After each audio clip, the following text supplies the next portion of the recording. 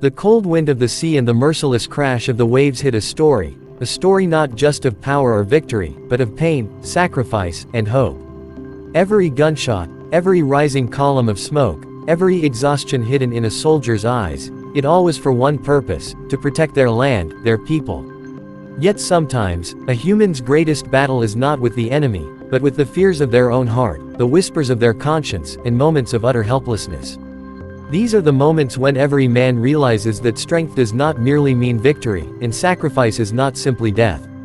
Every step, every breath, every heartbeat tells a story, the story of those who do not hide but walk boldly, carrying their pain, hope, and resolve into the world. This story is not just about a war at sea, it is about those who have seen, heard, and endured, yet never surrendered.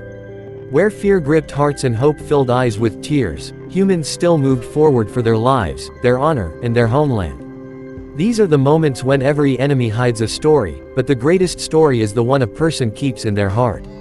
And today, you will witness all that, which words alone cannot describe, which can only be felt. The cold autumn of 1917, the land of Russia trembled. Royal power had ended, riots erupted in the cities, and the fight for control had spilled onto the streets. But this story does not recount any specific historical event, it is a fictional tale set against that era, when Russia was struggling to find its own identity. In the eastern Russian city of Verkhovgrad, a white-flagged provisional army had gathered. Its leader was General Artemy Vladimirovich Belousov, aged 50, a man with a deep voice, a stern face, and a life devoted to discipline. He was loyal to no royal power, yet opposed the Bolshevik style of governance. He believed that to save Russia from chaos, a new but strong structure was needed. At his right hand stood Colonel Dmitry Igorovich Sorokin, 42, sharp-minded, cautious, always with a map in hand. The intelligence unit was led by Captain Leonid Pavlovich Gromov, 34, quiet but dangerously intelligent. From the west, a revolutionary militia with red ideals was rapidly advancing, led by Commander Ivan Romanov, 39, a passionate speaker whose words ignited soldiers like fire. Verkhovgrad was in turmoil. Warehouses emptied, the railway station was crowded, and rumors swirled through every street that the city would soon be besieged. One night, General Belousov gathered his closest officers. "We will not perish by waiting here. If the siege comes, we must head toward the eastern forests." Silence fell in the room. Leonid Gromov spoke softly, "The forest path will not be easy. There is snow, little food, and unclear trails." Belousov replied, "Yet that path may buy us time. And in these times, time is the greatest power." Days later, pressure on the city increased. Reports of skirmishes arrived, and the railway line became unsafe. The general ordered that only volunteers accompany them. Those who wished to stay could do so. Of nearly 8,000 soldiers, only 3,000 departed. Among them was young Lieutenant Maxim Nikitich Orlov, 25, whose eyes still held hope. With him was Dr. Yuri Alexandrovich Karpov, 45, who said, "More will die from cold than from bullets." The army marched into the eastern frozen forests. Temperatures plummeted. Nights were long and merciless. Paths had to be carved between trees.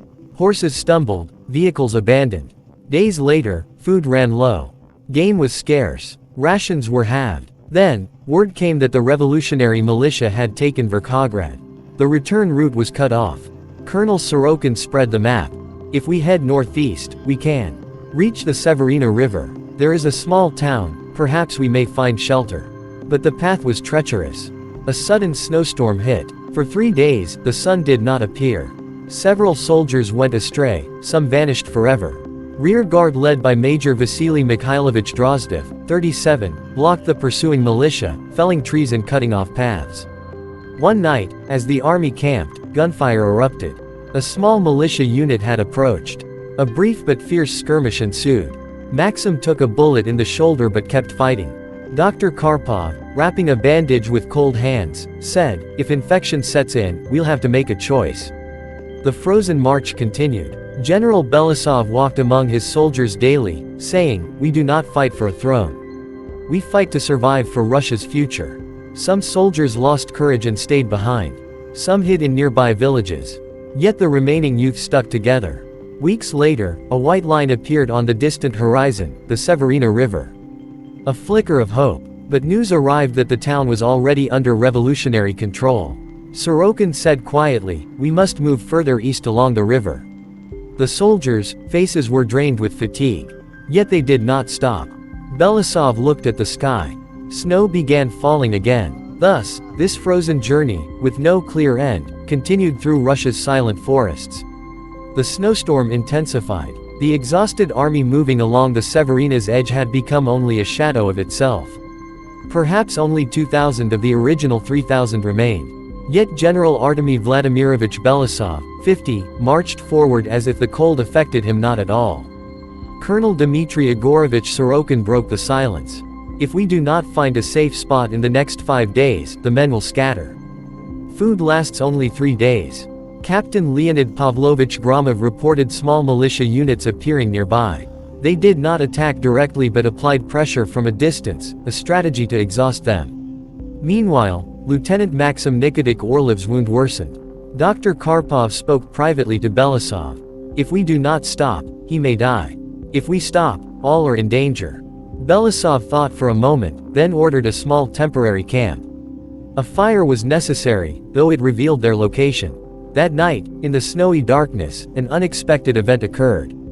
Local hunters approached, not allied to either side, only seeking survival.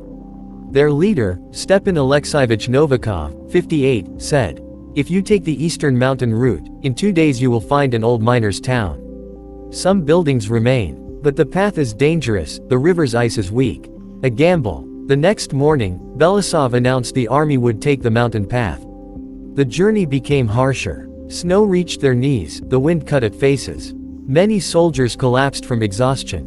Some were loaded onto sleds, some left behind. At one river crossing, ice broke. 3 soldiers fell into freezing water. They were rescued, but their bodies turned blue within hours. Dr. Karpov shook his head. "We cannot save everyone." Unease spread. Some young soldiers whispered that surrender might be better. Captain Gromov overheard. That evening, Belisov gathered everyone. "Those who wish to leave may do so now. I will not force anyone. But those who stay, stay for Russia, not a flag, but this land." Silence. No one stepped forward. After days of torment, hazy structures appeared beyond the mountains, perhaps the miners' town. But as they approached, Gromov saw with binoculars red cloth flying on some buildings. They arrived before us. The town was not fully occupied, but a militia detachment was present. Sorokin quickly strategized. "We will not attack directly. We will pass along the northern edge under the cover of night. One gunshot, and we are finished." Night fell. Snow paused. The clear sky was dangerous, any movement was visible. The army advanced silently. Their breaths froze in the air. Suddenly, a voice shouted, "Who's there?" Gunfire erupted. The quiet night filled with shooting. Maxim, despite his wound, took cover. Drozdev commanded his men to hold positions. Belisov shouted, "Stop! We are not here to fight, we are passing through." After hesitation, the firing subsided. A young commander appeared, Alexei Fedorovich Markov, 29. Face to face between 2 empty warehouses, Markov said, "You have no strength left. Why not surrender?" Belisov replied, "And let my men die in captivity. We want only passage." Moments passed. Cold wind blew between them. Finally, Markov said, "Clear the town by morning. We will not pursue." An unexpected opportunity. That very night, the army crossed the town's northern edge. Some food, bandages, and a few horses were salvaged. But this respite was temporary. Gromov reported that the main revolutionary commander, Ivan Romanov, was advancing east with a large force. Belisov looked to the sky.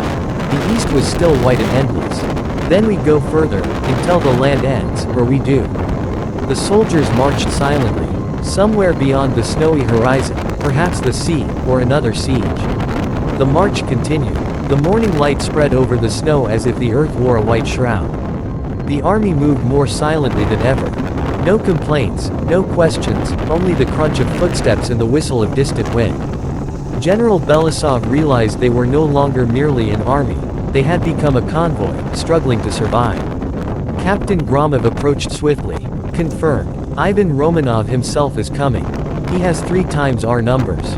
He will try to stop us in open ground." Colonel Sorokin spread the map.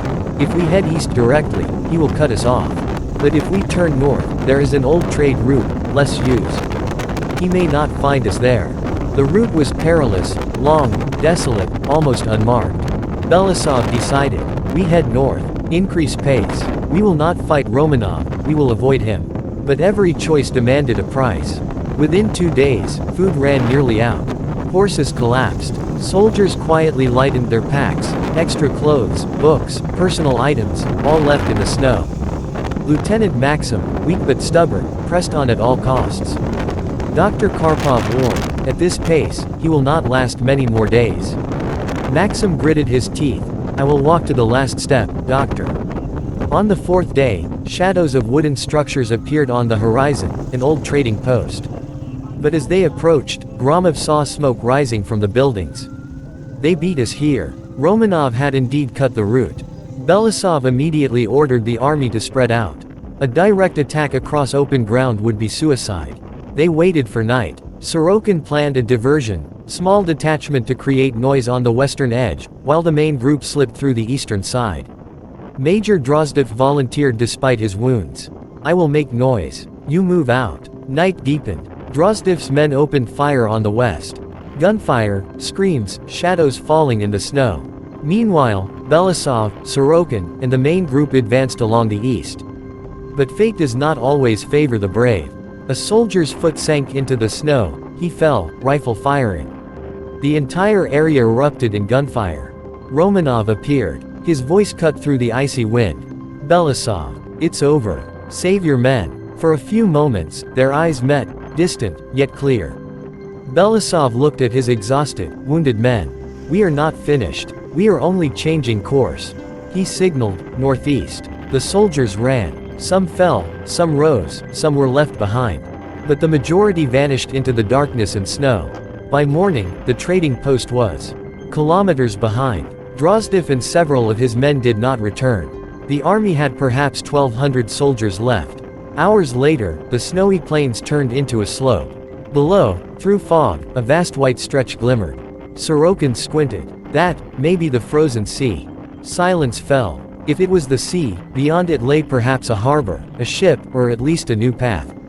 But frozen seas meant uncertain ice, and one wrong step was death. Belisov whispered, we must choose. Behind us, the enemy. Ahead, the unknown. Maxim weakly said, General, I choose the unknown. The wind rose. Shadows of Romanov's army appeared, still behind. Belisov ordered, form columns. We advance on the ice. Soldiers stepped one by one into the frozen expanse. The ice creaked underfoot. Every breath froze hope and fear alike. And now, the true test began. With the first step onto the ice, all felt that this land was no longer just ground, it was a trial. Each soldier's step made the ice groan, as if the void below moved. The wind now sharper, impossible to resist in the open. General Belisov commanded, keep distance. If ice breaks, do not fall together. Colonel Sorokin probed the thickness ahead with a long spear-like staff. Suddenly, a loud crack sounded from the right. A soldier's foot slipped, a fissure spread, he plunged into the dark water. A scream echoed. Captain Gromov immediately threw a rope, but the water was so icy that the soldier's hands froze within moments. Dr. Karpov crawled across the ice. Pull him out. No more than 5 minutes. Barely, they rescued him. His body was stone cold. Karpov shook his head. He will not last long. Belisov averted his gaze. This war was no longer against bullets, it was against time. The army inched forward. By evening, the fog deepened. Nothing was visible, only snow, wind, and silence. Then Sorokin heard a faint rumble. General, did you hear that? All stopped. Far away, the ice creaked as if a heavy weight moved beneath. Gromov raised binoculars, the fog swallowed all. Moments later, the truth emerged. The enemy had also stepped onto the ice. Mikhail Sergeyevich Romanov had not given up. His army was on the same treacherous path. Belisov exhaled. They want to trap us on the sea, with no return. At that moment, a long crack appeared to the left, snaking across the ice. Move right, Sorokin shouted. Soldiers ran. Some fell, some dragged others. Lieutenant Maxim, limping, stumbled. Gromov caught him. I'm a burden, Maxim whispered. You are a soldier, not a burden, Gromov said, supporting him. Night fell. The army camped on relatively strong ice. Fires were impossible, smoke would reveal them. Cold sank into their bones. Karpov reported 3 more soldiers struck by frostbite. Belousov stood, gazing at the horizon. Suddenly, through the fog, a faint light glimmered in the distance. Sorokin saw it too. What is that? Gromov narrowed his eyes. If not an illusion, perhaps a shore, or a ship. But then, a gunshot from behind. The enemy was close. Romanov likely decided this would be the final strike on the ice. Belousov whispered, "Then the choice is here." He drew his sword, still strapped at his side for days. The steel gleamed terrifyingly in the cold air. "Take positions," he commanded. The soldiers were exhausted, wounded, yet gripped their rifles. Fog thickened. Footsteps approached, ice cracked, shadows closed in. 2 armies, one frozen sea, in death between them. Who fired the first shot? No one knows. But in the next instant, fire and snow erupted. The first shot shattered time itself. The ice field lit with bursts of gunfire, sparks scattering over the snow, swallowed again by the fog. General Artemy Vladimirovich Belousov, 50, stood behind a snow mound, issuing commands. "Stay low. Don't line up." Colonel Sorokin handled the right flank. "Save ammunition." The enemy advanced. Mikhail Sergeyevich Romanov appeared in the front line, his voice slicing through the icy wind. "Do not let them move forward." Suddenly, a massive section of ice broke between the armies. Black water surged up, soldiers lost balance, plunged into the cracks. Screams, bullets, and breaking ice, all at once. Captain Gromov saw Maxim stumble. "Fall back," he shouted, pushing him. A bullet struck Gromov in the shoulder. He fell to his knees but did not release his rifle. Dr. Karpov crawled across the ice to him. "You cannot fall now, Captain." Through the fog, Belousov saw the enemy attempting to flank on the left. "Sorokin, secure the left." Sorokin signaled his men, but at that moment, ice cracked near him. He fell but grabbed the edge just in time. Maxim, despite injury, ran to him. Hands. Together, they pulled him up. The enemy was now 20 feet away. Belousov and Romanov's eyes met again, closer this time. For a moment, firing seemed to slow. Both knew this was no longer just a fight, it was a war of sheer will. Romanov advanced, taunting. "Belousov, the ice will swallow us both." Belousov replied, "Then let's see who stands till the end." The ground trembled. A long, deep crack ran beneath both armies. "Fall back," Belousov shouted, but it was too late. A massive chunk of ice began to slide into the water, with dozens of soldiers on it from both sides. Gromov shouted, wounded. "General, the ice is breaking." Indeed, the ice was free, drifting with the current. On it were Belousov, Grom,